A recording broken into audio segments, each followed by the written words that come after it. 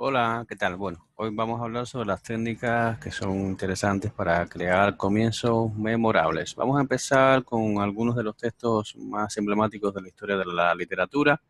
Por ejemplo, si leemos en el principio, creó Dios los cielos y la tierra, bueno, pues todo el mundo sabe que nos estamos refiriendo a la Biblia. O si menciono las siguientes palabras en un lugar de la Mancha, de cuyo nombre no quiero acordarme, enseguida todos sabemos que estamos hablando del Quijote. Hay algunos ejemplos también muy emblemáticos. A mí me gusta en particular Cien años de soledad. Muchos años después, frente al pelotón de fusilamiento, o el pueblo de Hong Kong está en las elevadas llanuras del oeste de Kansas, o canta o musa la cólera del pelid de Aquiles. Todos estos son inicios que tienen en común el hecho de que resuenan en nuestra mente y que son profundamente evocadores. Nos introducen en un nuevo mundo y de una manera completamente diferente, digamos de una forma entusiasta que además crea anclajes, despierta recuerdos, reminiscencias, y yo creo que eso forma parte de los grandes comienzos. Creo que debemos, cuando comenzamos un relato, debemos preguntarnos de qué forma queremos contar este relato, cuál es la manera más interesante, más apropiada de contar este relato y, por supuesto, cómo podemos captar la atención de ese lector desde la primera línea para evitar que abandone luego la lectura.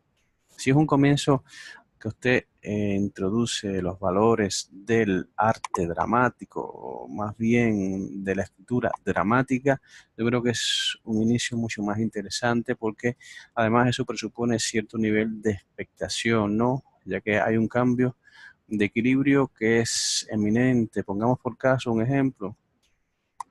Cuando usted comienza un relato donde hay una discusión, donde hay una desavenencia, usted se encuentra de repente ante un nuevo mundo y ese mundo parece como que lo abraza. Y eso yo creo que es interesante para conseguir que ese lector, si no queda impactado, al menos le resulta interesante o al menos se despierta su curiosidad. Vamos a analizar este comienzo a ver qué opinan ustedes. El alarido de tan profundo silencio le gritaba a los oídos de su cerebro que esta vez era definitivo y que el desastre ya no era una posibilidad, sino la más cruel de las certezas. Era evidente que estaba jodido y lo peor era que este era solo el comienzo. El sol penetraba por la ventana de hojas enormes que entreabiertas daban paso no solo a los impertinentes rayos del astro, sino que también le otorgaban ineludible franquicia tanto a los millones de partículas de smog que generaba el constante tráfico de la calle 2 en la añeja villa de Santiago de Las Vegas, como el rugido de los viejos y desvencijados autos que por la vía rodaban, asestando todo el rigor de su peso sin clemencia de ninguna clase a la añeja avenida. Bueno, lo primero que tenemos que ver es si es un texto claro. Lo segundo es si se puede decir lo mismo de otra manera, si el texto transmite, si hay elementos de suspense. ¿Cuál sería la primera cualidad de un texto? Un texto, todos los textos deben ser, en principio, deben tener esta cualidad, deben ser claros y deben ser sencillos. Y fíjense, la manera como comienza este texto tiene muchas dificultades. Vamos a empezar por aquí. El alarido de tan profundo silencio le gritaba a los oídos de su cerebro que esta vez era definitivo y que el desastre ya no era una posibilidad, sino la más cruel de las certezas. Esto es una corrección que hemos propuesto nosotros en la escuela. El desastre esta vez era del definitivo. Anunciaba no solo una certeza cruel, sino el hecho de que estaba jodido. Era evidente, pero eso no era lo peor. Lo peor es que este era el principio. Como ustedes pueden ver, hay una gran diferencia de estructura entre estas oraciones y el inicio que plantea el alumno. Aquí la diferencia principal yo creo que es en la capacidad de evocación que tiene esta primera frase. El desastre esta vez era definitivo. Bueno, uno enseguida se pregunta, ¿no? Pero ¿qué desastre? ¿Y por qué es definitivo? Esto es importante porque de esta forma estamos comunicando con ese lector de una manera muy interesante porque estamos empezando un diálogo con ese lector y es lo que nos interesa. Un libro, a fin de cuentas, lo que hace es establecer un diálogo con los lectores. El alarido de tan profundo silencio, esta frase, yo entiendo lo que quiere decir, pero me parece un poco oscura, yo creo que necesita reestructuración y bueno, así seguiría con cada una de ellas. Entonces ya sabemos ya que en nuestros textos necesitamos claridad y sencillez porque eso facilita, como es lógico, la lectura. Hay que evitar todo lo que sea oscuridad porque eso aleja al lector y por supuesto también las cacofonías, tu- eh, eh, la, los sonidos consonantes también. Hay que podar nuestra prosa de todos estos elementos que lejos de agregar valor, lo que hacen es desvirtuarla. Ahora vamos a trabajar, vamos a revisar algunos de los ejemplos que han puesto los alumnos del taller en relación con este texto, ¿no? Bueno, las críticas principalmente están relacionadas con el uso de los sustantivos que ellos plantean que son innecesarios, frases largas y pesadas, que bueno, que más que embellecer lo que hacen es dificultar la lectura dinámica. Bueno, hay otros compañeros que lo que exponen es que bueno, que se pierde un poco el gancho a partir del segundo párrafo, los signos de puntuación no son correctos, y una lectora que, bueno, que lo que dice es que le transmite la sensación de que el escritor quiere resultar tan perfecto en su modo de expresión que acaba por complicar las descripciones que podrían ser más sencillas. En general, cuando uno se enfrenta al acto creativo, hombre, depende del grado de madurez que tenga cada persona, pero en general se prefiere los textos, los textos que sean asequibles, los textos que sean claros. Por claro no quiero decir que sea fácil. Un autor como Humberto Eco, bueno, es un escritor de primera línea y sus textos son claros y precisos, pero no son fáciles, son textos que tienen un grado de complejidad y que tenemos que aprender también a leer. Entonces aquí propongo diferentes técnicas que hemos ido desarrollando a lo largo de los años y que yo creo que son comunes a muchas de las mejores obras que se encuentran dentro de la literatura. Por ejemplo, un tema polémico, una situación límite, involucrar al lector en una situación límite. Yo creo que esto es muy interesante para generar expectación, ¿no? Para despertar la atención. Debemos recordar que antiguamente el lector tenía las personas tenían una capacidad de atención 2 minutos, 4 minutos o 5, pero eso ha ido cambiando con los años y ahora yo creo que estamos en 2 o 3 segundos. Así que tenemos que ser capaces de persuadir a ese lector en los primeros 2 o 3 segundos. Si él lee de un vistazo lo que lee no le gusta, posiblemente cierre la página y pase a otra actividad. Hay que tener en cuenta que estamos peleando con los medios audiovisuales que son poderosos y que hay varias generaciones ya que están creciendo, que son nativos digitales y que están inmersos y consumiendo este tipo de cultura enlatada o envasada. Así que hay que saber adaptarse y hay que saber propiciar eh, el acto cultural de una manera que sea atractivo también para que las personas puedan leernos. Luego está la verosimilitud. Es importante, yo creo, la verosimilitud o el, o el, o el contexto. Mm, si es más fácil para ese lector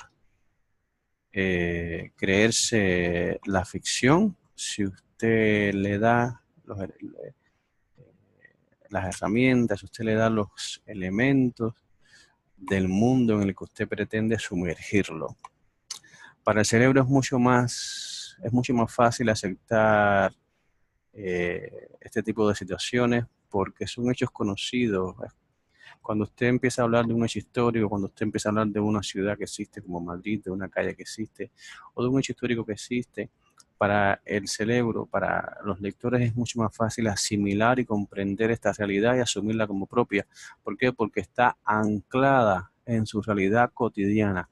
En el caso de una obra fantástica o una obra de ciencia ficción, la verosimilitud está enmarcada en el hecho de que usted tiene que establecer desde el primer momento las leyes que rigen esa ficción y mantenerlas. Es lo que Mario Vargas Llosa llama, yo creo, el nivel de realidad. Luego podemos jugar con las frases cortas y dinámicas. Si usted acorta las frases, el lector suele leer con mayor rapidez. Son frases simples, se lee con mayor rapidez. Si usted empieza a trabajar con subordinadas, el lector va a leer con mayor lentitud porque las subordinadas implican mayor complejidad. Luego el suspense, bueno, es necesario conocer los elementos del suspense para generar suficiente expectación, ¿no? ¿Qué es lo que va a pasar? Es importante tener una gran capacidad de evocación, que el lector se haga preguntas, pero ¿qué quiere decir el autor cuando pone esta frase? ¿Y ahora qué va a pasar? Todas esas preguntas son parte de ese diálogo que comenzamos con ese lector cuando él lee nuestra obra. Y luego hay un elemento que es muy polémico. Yo creo que algunos de los puntos de los que estoy hablando son bastante polémicos. El tema de las escenas cinematográficas, el tema de la visualidad. Durante muchos años yo he sido testigo de cómo los escritores de primera línea criticaban la visualidad en las escenas, pero sin embargo yo veo que es una tendencia cada vez más arraigada dentro de la literatura que se está consumiendo. En resumen, yo creo que es importante crear un inicio memorable. ¿Para qué? Para que los lectores nos sigan leyendo, y estos inicios deben tener una serie de características. La primera de ellas es que, bueno, si usted trabaja una situación límite dentro de su inicio, va a ganar. Si usted introduce una situación polémica o límite, si usted trabaja la verosimilitud, si usted trabaja el contexto, o sea, dotar a esa obra de un contexto que sea interesante, también es importante. Si usted trabaja con escenas que sean visuales o cinematográficas, eso también es interesante. Por supuesto que esto no es una fórmula, esto cada quien lo puede utilizar a su manera. Esta es una visión que tenemos, cada uno, son principios que enuncio, que bueno, cada persona los puede utilizar o no, según sus intereses. Básicamente nuestra intención es mostrar de qué forma se puede conseguir un inicio que tenga gancho, que atrape la atención. Y yo creo que este tipo de inicios se encuentran en la mayoría de las obras que conforman el canon de la literatura universal y que son fundacionales, como Moby Dick, por ejemplo. Bueno, ya se ha mencionado 100 años de soledad, etcétera. Por último, les recomiendo este libro que he escrito.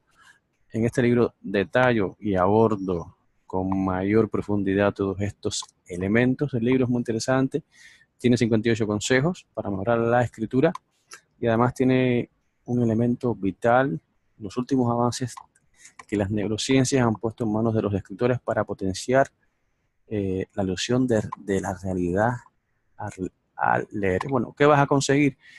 Vas a aprender cómo evitar que el lector deje de leer tu obra, vas a aprender a elaborar mejores conflictos, vas a conseguir que el lector recuerde el principio y el final de la obra, y vas a aprender a provocar sensaciones táctiles y olfatorias en los lectores. Esto yo creo que es un tema apasionante. Creo que estas investigaciones a día de hoy todavía nadie las ha volcado y las ha expuesto como las estoy exponiendo yo en este texto. El texto además incluye un curso online gratuito con un entrenamiento para enseñarlos a lograr estos efectos en sus obras. Nos despedimos hasta la semana que viene.